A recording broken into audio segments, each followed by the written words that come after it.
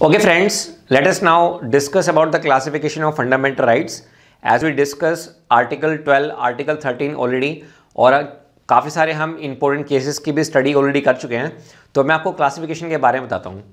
तो यहाँ पे मैंने लिखा है राइट टू इक्वलिटी के अंदर जो आर्टिकल्स आते हैं, देन राइट ऑफ फ्रीडम हो गया, फिर आपके पास प्रोटेक्शन हो गया, फिर आपके पास एक्सप्लॉयटेशन हो गया, फिर रिलीजियस फ्रीडम हो गया, फिर उसके बाद कल्चरल एंड एजुकेशन राइट आपके पास आ गए। तो सबसे पहले हम स्टार्ट करेंगे किसके साथ, राइट टू इक्वलिटी। तो इसमें आपके पास आता है आर्टिकल 14, 15, 16, 17, 18 इक्वलिटी में आ गया। नेक्स्ट आपके पास राइट ऑफ फ्रीडम। तो बताओ राइट ऑफ फ्रीडम में आपके पास क्या रहेंगे, आर्टिकल 19 1 ए रहेगा, B C D E F G, ठीक है। उसके बाद आपके पास आता है राइट ऑफ प्रोटेक्शन। तो इसमें आपके पास आएंगे आर्टिकल 20, 21, 21 ए, 22। देन एक्सप्लॉयटेशन में 23 और 24 आपके पास आएंगे। देन रिलीजियस फ्रीडम में 25 से लेके 28 तक आपके पास आएंगे। और लास्ट में कल्चरल एंड एजुकेशन राइट्स में 29 और 30 आपके पास आएंगे।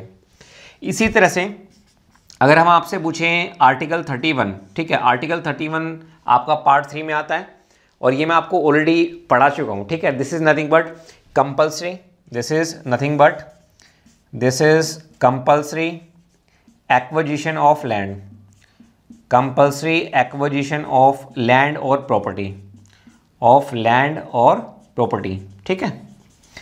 ये मैं आपको ऑलरेडी पढ़ा चुका हूँ। उसके बाद आर्टिकल 32 भी मैं आपको ऑलरेडी बता चुका हूँ। This is nothing but right to constitutional remedies. So this is right to constitutional remedies, ठीक है। ये मैं आपको ऑलरेडी बता चुका हूँ। इसी तरह से हमारे पास जो आर्टिकल 33 है, आर्टिकल 34 है और आर्टिकल 35 है, these are nothing but these are exceptions, these are exceptions of fundamental rights. तो ये हमारे पास क्या है, एक्सेप्शन है फंडामेंटल राइट्स के। तो दोस्तों कम से कम अगर आप यूपीएससी की प्रिपरेशन कर रहे हैं या फिर किसी और एग्जाम की भी आप प्रिपरेशन कर रहे हैं तो इस चार्ट को याद करना बहुत ही ज़्यादा जरूरी है और ये आसानी के साथ याद हो जाएगा। देखो सबसे पहले आप एक काम करना, इक्वलिटी में 14 से 18 तक। तो राइट टू इक्वलिटी में आपके पास कहाँ से कहाँ तक आ गए, 14 से 18 तक। अब 18 के बाद 19 1, ठीक है, सब क्लोज आ गया। ए से लेके जी तक ही आएगा। जी क्या होता है, जी फॉर ग्रेट, ठीक है।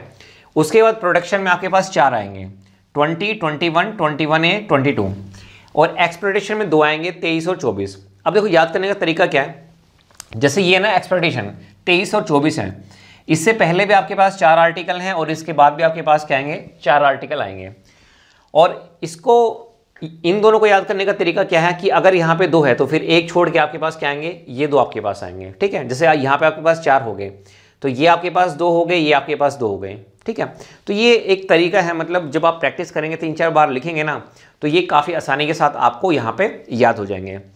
उसी तरह से फिर मैंने आपको बताया था आर्टिकल 31, ठीक है। जब नेहरू साहब ने 9 शेड्यूल किया था ना, 9 शेड्यूल में यही तो था, आर्टिकल 31 को ही अमेंड करके आर्टिकल 31A इंट्रोड्यूस किया था, बी इंट्रोड्यूस किया था आर्टिकल 31B, और 9 शेड्यूल आपके पास आ चुका था उस समय पे, ठीक है। First constitutional amendment 1951।